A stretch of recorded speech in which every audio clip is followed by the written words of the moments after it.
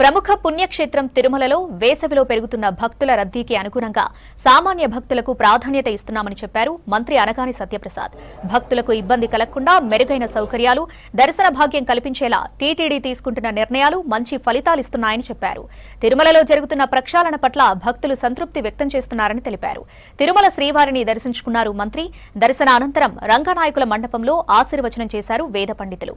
తీర్థ ప్రసాదాలు అందజేసి శేష వస్త్రంతో సత్కరించారు అధికారులు.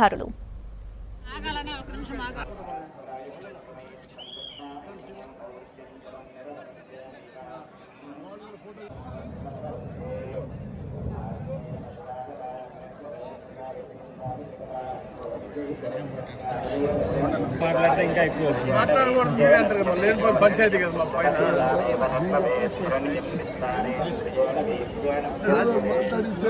సమ్మర్ హాలిడేస్ రావటం ఇప్పుడైతే మన రద్దీ కూడా ఉంటామని చూస్తూ ఉన్నాం.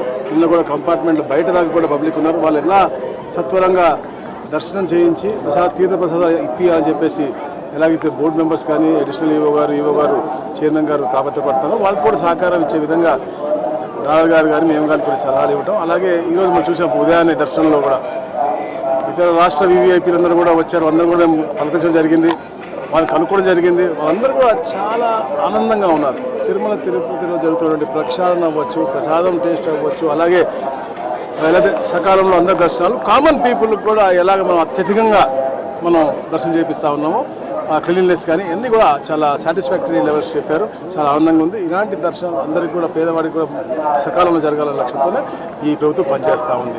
అలాగని రాష్ట్రం సుభిక్షంగా ఉండాలి, అలాగే ఈ రాష్ట్రం ఎప్పుడూ సస్యశ్యామలంగా ఉండాలని చెప్పేసి గౌరవ ముఖ్యమంత్రి గారు, వారి తనయులు, అలాగే పవన్ కళ్యాణ్ గారు కూడా పూర్తిగా కృషి చేస్తాము. దాంట్లో భాగంగానే ఈరోజు పెట్టుబడులు అన్నీ వస్తూ ఉన్నాయంటే ఇక్కడ దేవదేవుడి యొక్క ఆశీస్సులు పూర్తిగా ఉండాలి. రాష్ట్ర పునర్నిర్మాణంలో వారి యొక్క పూర్తి ఆశీర్వాదం మా కుటుంబ ప్రభుత్వం మీద ఉండాలని చెప్పేసి కూడా కాంక్షిస్తా ఉన్నాం.